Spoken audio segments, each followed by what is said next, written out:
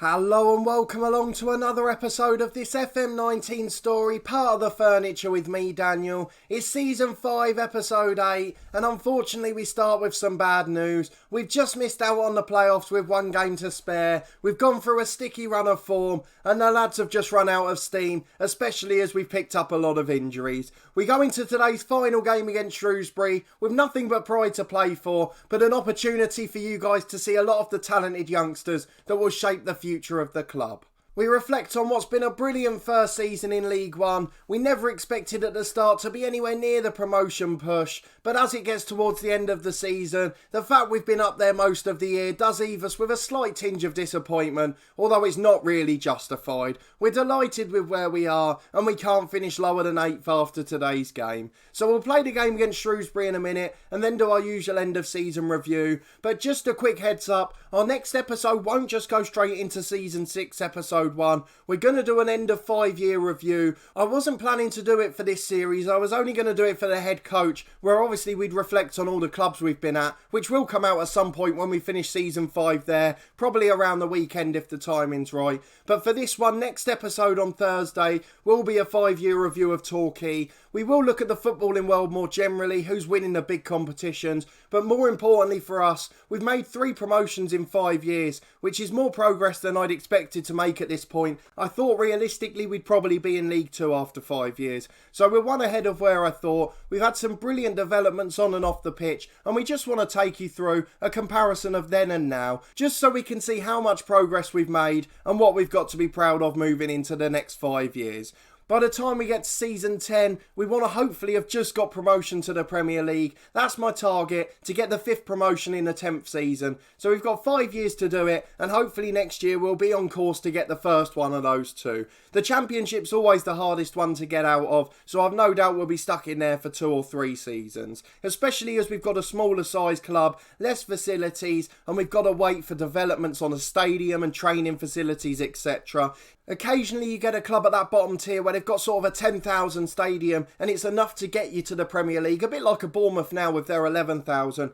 But for us, with a 6,000 seater, it's really not quite enough. And I think once we do get to the Championship, we have to request a stadium. What that does mean is we're likely to remain a selling club for a few more years, but we'll reflect on those likely to go during that end of year review in the next episode. So let's have a quick look at the results since you were last with me. It's been one of our poorest runs of form, unfortunately. The 4 games since we played away at MK Dons, it all started well with a comfortable 2-0 win against Oxford. We caught them on the break in stoppage time with a Stephen McComb goal after Elliot Liss got the first. We were comfortable, we didn't look like conceding, although we didn't sell out the ground, which I found a bit strange at that stage. And then away from home against Mansfield, we got comfortably beat, to be honest. We got back to level terms and then threw it away at the end, but we wouldn't have justified the point if we'd got it. We then drew 2-2 at home to Lincoln. This was the one that cost us the playoff place. We would have still been in contention today, but for that 94th minute equaliser. It was an absolute screamer. We'd played really well. We'd dominated the game. We'd even defended well towards the end,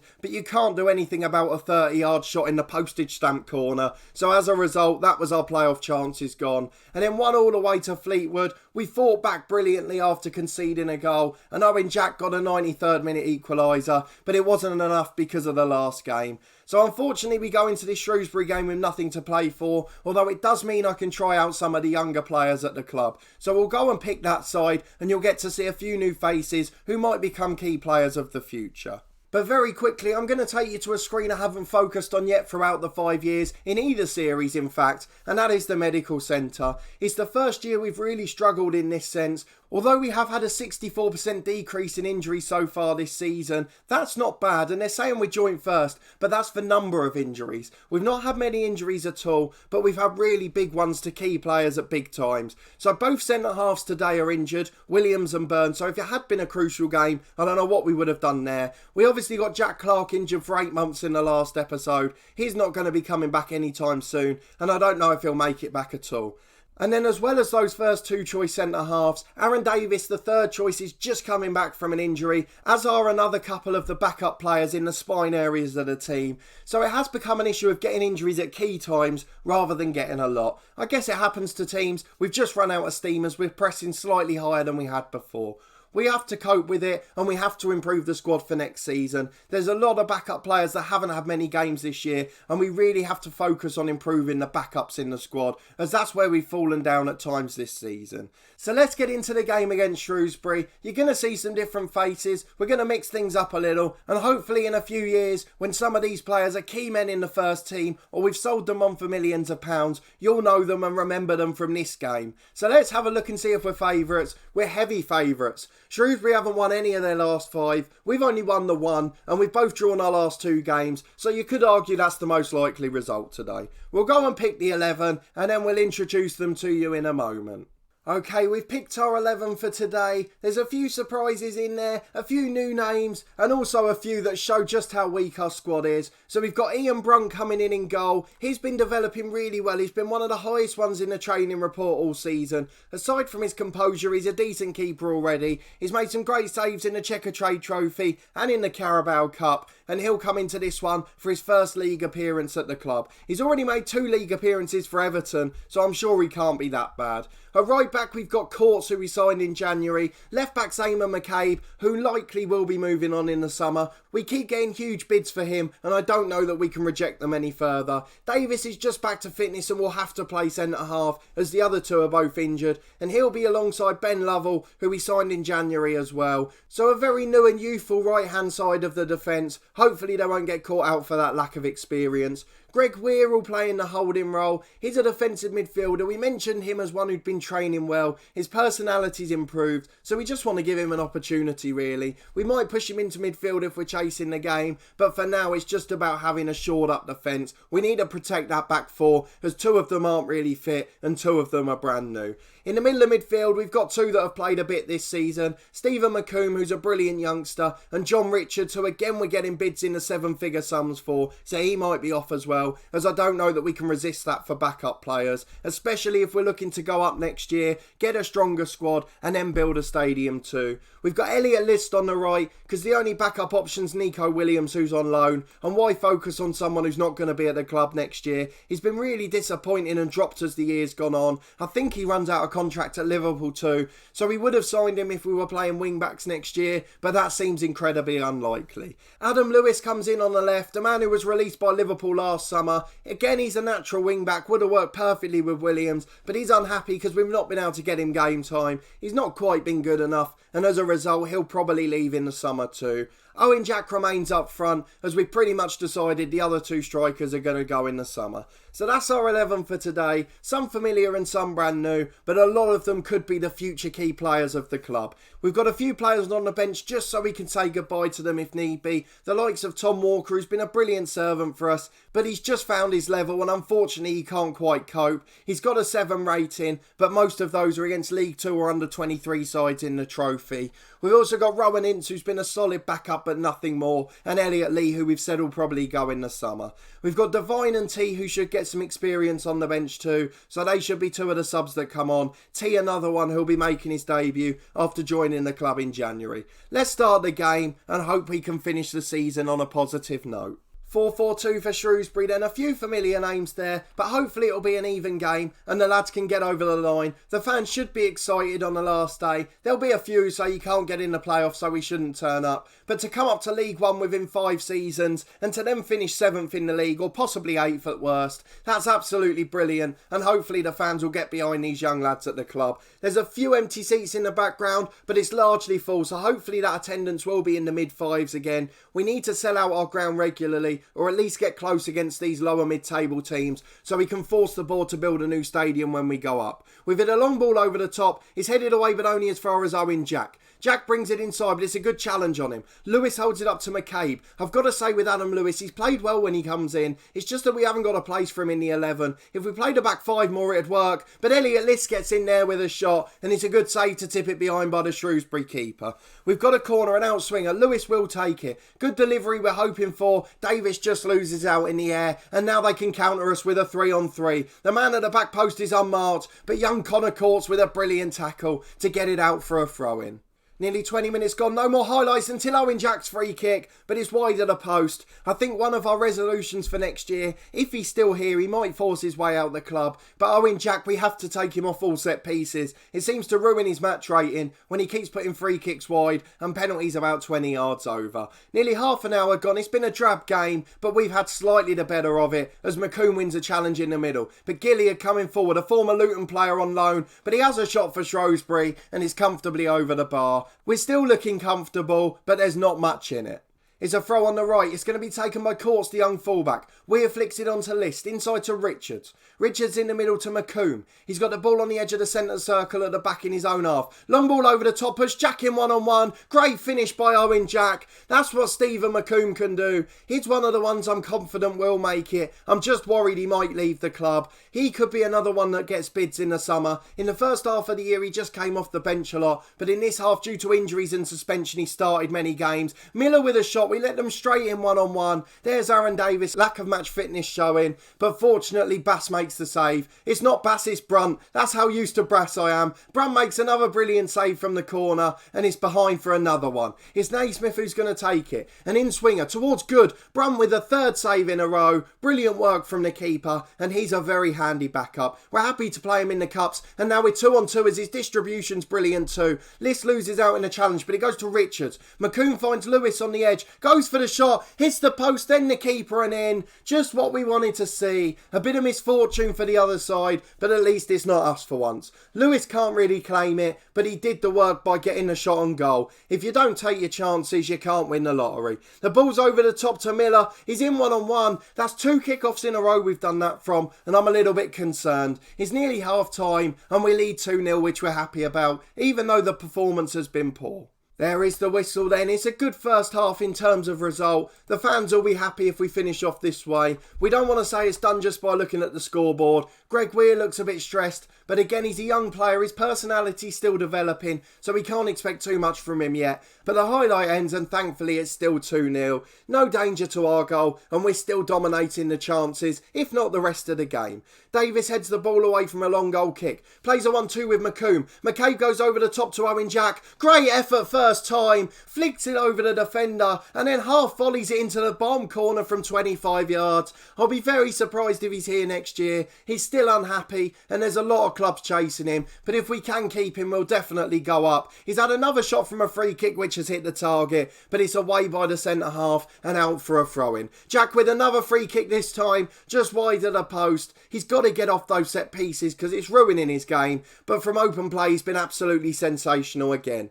He's good in his own half for Shrewsbury. He finds Humphreys coming over the halfway line, long over the top. Davis knocks it away as far as Greg Weir. Back to Davis again. He finds McCabe at left back. McCabe inside to Richards. Richards coming up. There's no one challenging him. Finds Jack one-on-one. Could complete the hat-trick. What a save by the Shrewsbury keeper. How he's got that wide to the far post I'll never know. But brilliant work from him. Lewis with an in-swinging corner. Good heads it away only as far as Richards. Wins the second header as well. His pinball in there but it's finally away. Davis gets it back to Greg Weir. Out to Lewis on the right. Tries to deliver with his weak foot but it's deflected behind. It was a tame effort across and it's a corner kick again. Weir's going to take it this time. An in-swinger. He's left-footed too. Jack's gone up at the back post but he's adjudged to have fouled Humphreys. A little cheeky push and it'll be a free kick.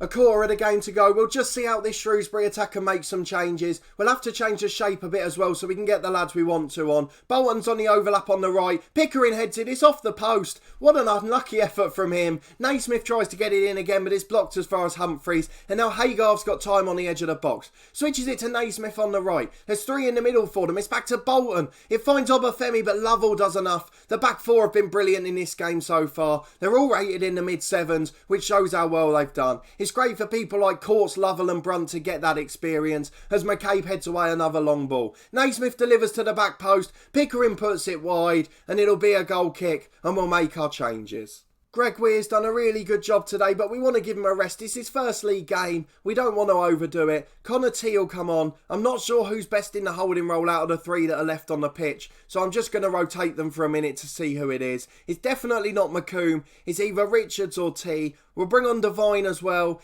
He's going to come on in place of Stephen McComb, who just deserves a rest. He's been in the first team for a couple of months. We've got one of the wingers we want to take off. Adam Lewis it'll be. And we just want to say a farewell to Tom Walker. He's going to come on today. Has been instrumental in our League 2 promotion and has done okay for us in the trophies this year. Obafemi on the left-hand side for Shrewsbury. They've started to dominate the game in this half. Haygarth gets it out wide to Bolton. Bolton in the area, on a post. Haygarth there. Davis blocks it away. And it looks like he's going to have to do 90 minutes. Connor T has got a knock, but he's got to be a player we get a league debut to this year. He's coming back from an injury, so it shouldn't harm him too much. Obafemi with the shot. Brunt makes the save, and we're going to change the role there for Connor T. He can play the anchorman role just as well, so we're going to drop him in there. I'm not sure about James Devine. He can be a deep line playmaker and a central midfielder. I just want to make sure we don't get caught out. I'd love to keep a clean sheet with these lads. Two deep line playmakers, and we're just going to sit behind the ball and hit it over for Owen Jack.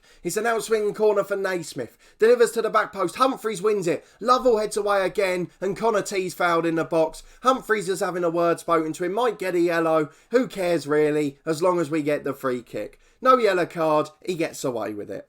We're near the end of stoppage time now. It's been a really quiet last 15 minutes. This young side's done brilliantly today, and it fills me with a lot of hope for next year. We've got to get rid of some of the experienced backups who just haven't done enough for us. But other than that, we look really good for next season. We're going to speak to the lads. It was a fairly even game, but we were clinical thanks to Owen Jack. We're very happy with the result and performance, and we couldn't have asked for much more to end the season on. We're going to be going into the new season full of confidence, and we've got to make sure we've got 6 or 7 additions for it. We're going to quickly look at what they've said about the game, do an end of season review, and that's really annoyed me now. I can see if we had held on for that win against Lincoln, we would have been ahead of them on goals scored, and MK Dons would have been behind us as well. So that's how we missed out on 5th by a screamer in the 94th minute by Lincoln. But we've done really well this year, and for a first season in the division we can't complain. Luton are up in the playoffs, so hopefully they go up. The last thing we want is the franchise back in the Championship. And Maidstone United deserve a mention too. They've basically followed us up the leagues as we've gone along. They finished comfortably in mid-table on 60 points, so a massive well done to them. Let's see what was said. Superior finishing. Basically, Owen Jack was the difference. Fingers crossed he'll stay here next season. I still don't think we can talk to him. He's unhappy, wants to leave the club, and there's still plenty of them chasing him. One of them's Aston Villa, who he wants to go to, and they're the ones who made the biggest bid in January. He reached about 4 million with all the sell-ons, so if they give us a negotiable deal over the summer, we'll try and work it up to 6 or 7, with most of it in guaranteed money, rather than appearance clauses.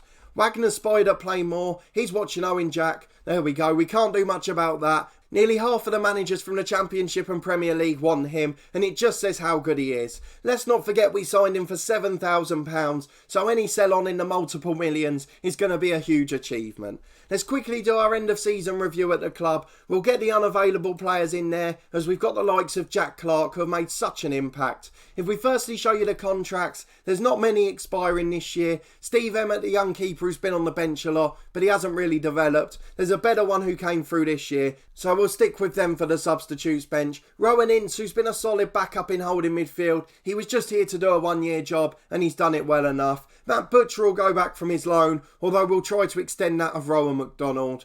Everyone else is here for at least another year, so even if we sell them, we'll get a fee. If we go and look at the selection info, so you can see their performances on the pitch. Appearance-wise, Johnny Byrne, Alex Bass, all the usual suspects up there. The captain, fantastic at the top. And then the ever-dependable goalkeeper there. He started with us right from the start of this save, where he was on loan from Pompey. And now he's a 3.5-star keeper in League One, who could take us up to the Championship next year. I'm so pleased in saves like this. You don't always get that luxury, but to have one keeper who could take us all the way from the bottom league up to the Championship would be absolutely amazing for us. The likes of Miles Kenlock, a new signing, he's been great for us at left back, and McDonald was one of the key men too. In terms of goals, there's only one man up there, Owen Jack on 25. The other two strikers did okay with 12 each, but we need to have another player that's right up there for next year. Our biggest problem is likely to be replacing Jack when he inevitably leaves. Most of the central midfielders and wingers contributed with between 3 and 7 goals, so we can't have too many complaints there either. In terms of assists, None of them reached double figures. McKendry was top of the class with 8. He's one of the positions that's a weakness in the team. A good winger probably would have got 11 or 12. If we're going to stick with this formation next year, we have to get 2 better wingers.